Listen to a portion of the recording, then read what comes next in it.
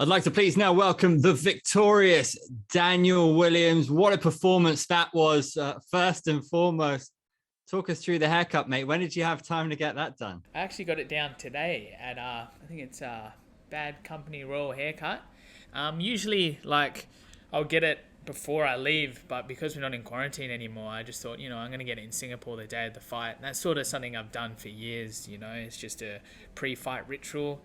Get the haircut, don the mini tee we call it, or the murder tee, and that gets me in the game face. That's when I start thinking really hard about the fight, and I put on the mini tee act. So that's your war hair? Yes, exactly. I got the dirty Aussie mullet. How pleased are you with that? That must feel very satisfying, having put in the work and seeing the result. Yeah, look, some of the ground stuff paid off. Staying patient was the key if we're going to the floor, because I'm still a blue belt, and I'm in like the world class top strawweight division now. So we knew it was going to be difficult on the ground because I still got a bit of work to do. But the plan was to try to stop him in the second round. That's what I said to people. That was the game plan going in, and I was kind of spewing it didn't happen. Hey, when the second round went, I'm like, oh god damn it. And then obviously getting my back taken, just staying patient. He was really tight, so I couldn't take any risks because I needed to get that win. And I know the fight's judged by its entirety. So, sorry fans, I wanted to get that TKO in round 2, but I'm only going to get better now. I'm glad I got the win at least. How much respect do you have for his chin? Because you were cracking him with some big shots. Yeah, oh man, he's good. He's very shifty, and that's what we expected. He moves a lot. And I did bugger my hand again. The thumb is really swollen now, so I can't actually clench a fist. So I did play a part in trying to just keep throwing it and then doubling up my shots. But yeah, it is what it is. And now I'm just going to let it recover a little bit and then just go through the tape again and see what I need to work on. Because, the top 5 division in my division, the top 5, they're dangerous on the ground. So I got to keep working now. He moves in such a unique way. How did you find him in there, and how did you prepare for that? Yeah, it's we thought he was going to change a little bit more stance, but he was definitely trying to set up that shot. So it was a bit unexpected and very unpredictable. So he is quite talented. I know he came off a loss and he's been spending a whole year in the US. Training at alpha male, so we always knew it was going to be a tough fight. But I thought I did have him in the second round, and I probably rushed the gun a little bit, trying to get that 50k bonus. I should have let him stand up and then just pick my shots a bit more. But like I said, it's just all a learning curve, and I just feel like I'm getting better each fight, and I know what I need to work on. And come Monday, I have a bit of time off this weekend, but seriously, man, I got work to do now. So straight into the gym on Monday. How do you feel you are in terms of where you want to be right now? In terms of your ability, your development, your fight IQ and everything in MMA, where are you at, do you think? I'm at a comfortable place where I know I'm going to get better because each fight I always level up. So that was a really good fight experience to me, just to know where I need to work on, because it's only going to get harder and harder. So right now, getting a bit more action on the ground. Try not to be too defensive, because now when just looking at a little clip, I'm I probably was a little bit too defensive on the ground, but really there's moments I should have exploded. But I'm comfortable that I know that I'm going to get better each fight.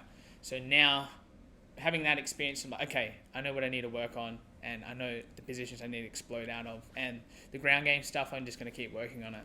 You spoke about you're already in the top 5 at Muay Thai. You spoke about wanting to crack the top 5 for MMA.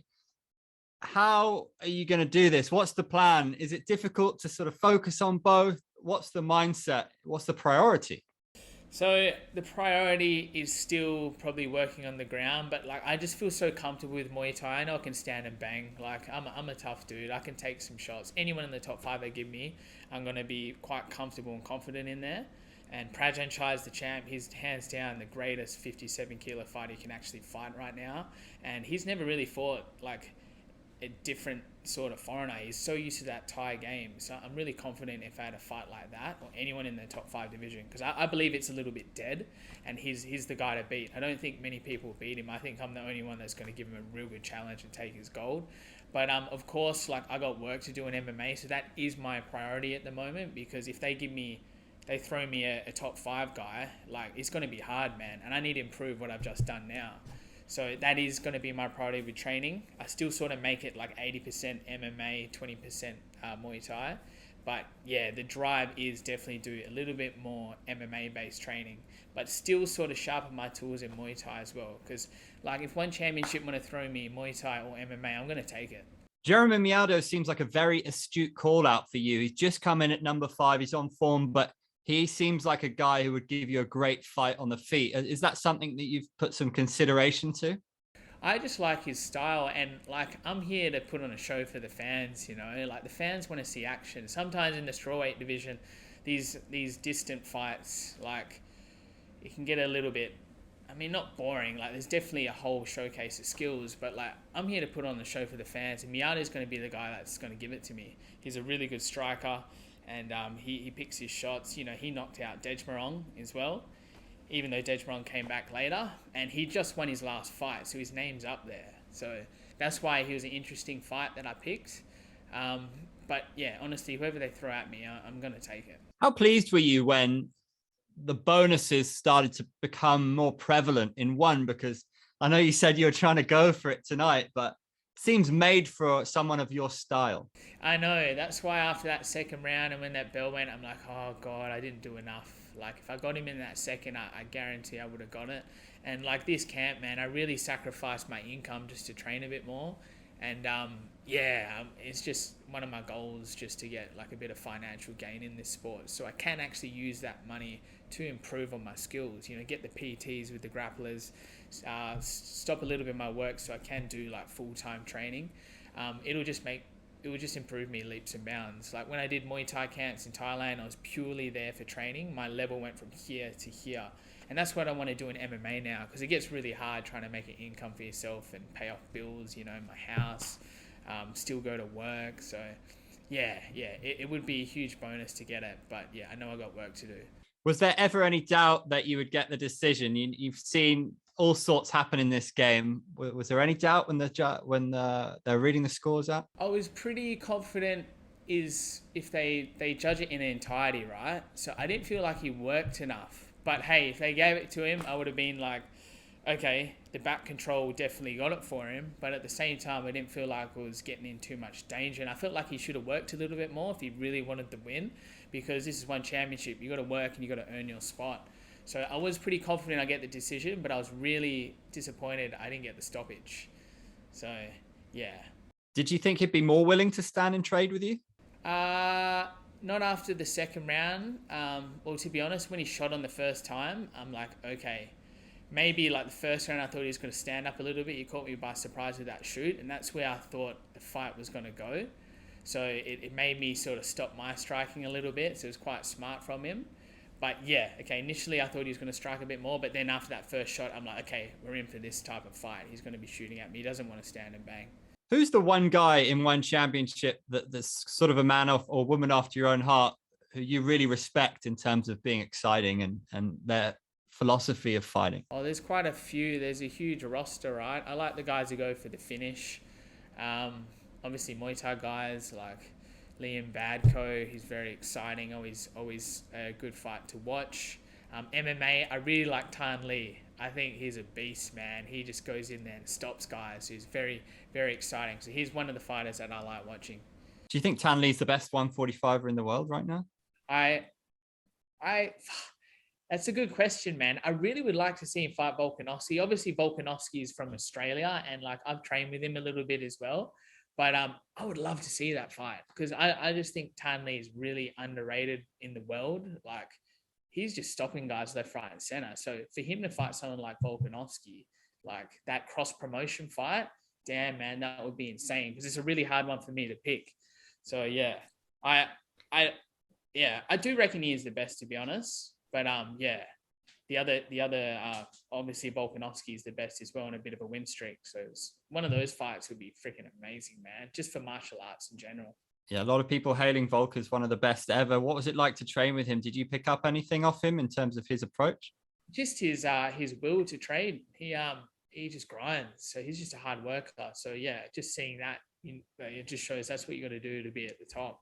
You got to put all your effort into it, and that's going to be your sole focus, and that's what it takes to be a champion. This seems like a really big night for the strawweight division. We've got Bulat getting a huge win against the former champ, number 3 guy as well. At the time of recording, we don't know what happened with Brooks and Bokang, but how close an eye are you keeping on those two?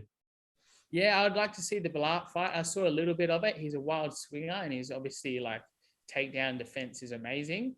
But yeah, I really want to see the Brooks fight because Bokang and Massignani, they're the top wrestlers and they're very exciting fighters. So I'm definitely going to look at them because they could be future opponents of mine. How do you feel about the prospect of going against a guy who's very, very wrestling focused like Bullard? Oh, that'll just make my camp change and that will make me improve. So a fight like that would be very exciting. And I know I'm going to have to fight these wrestlers now. You look at the top five, yeah, most of them are wrestlers and grapplers. So like that'll make me change my camp and improve on skills. So it's always a win-win for me, no matter who they put in front. In terms of Brooks, a lot of people talk about him shaking up the division. Is he someone who's got your attention, both in terms of his skills on the mic and what he's produced in terms of his performances? I think the division needs someone like him, just a bit of a bad mouth and a bit of a bad guy. Like, look, he's a respectful guy. I've seen him around the hotel. Like, I know he's trying to build up fights, which is really cool. So I think he brings excitement to the division to start calling him out. And it'll be fun fighting him because it'll just be back and forth banter, I think. But yeah, I think it's good having a guy like him in the division just to put more eyes on it. And I know you said you'll take Muay Thai, you'll take MMA, but if you had the choice, if you pick your next opponent, who would it be and when and in what discipline? I'd love to fight Prajanchai for the world title. I reckon that'll be sick. Just two crazy strikers. Like I said, he hadn't fought someone like me before. A little bit of a different style of Muay Thai.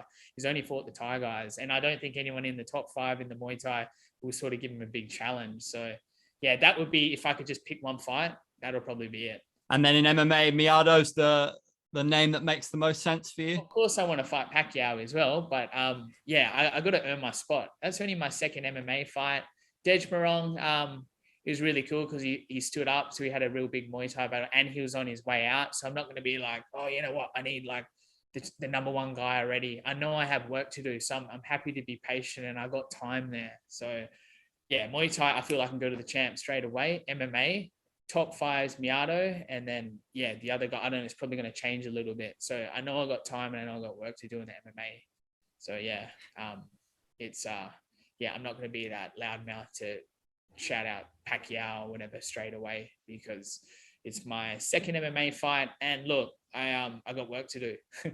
And how soon are we going to see you back in there? Well, I let my thumb heal a little bit. So hopefully no longer than 3 months. I'll get it checked out. And I just want to get back in there because I get better when it's like shorter.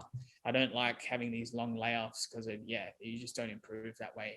And if I look at anything from my previous experience with Muay Thai, when I was living in Thailand, fighting every 3 weeks, my level just kept going up. So I want to get back there as soon as possible, but I got to be smart, probably just take a month off to see how this goes and then see what they throw at me.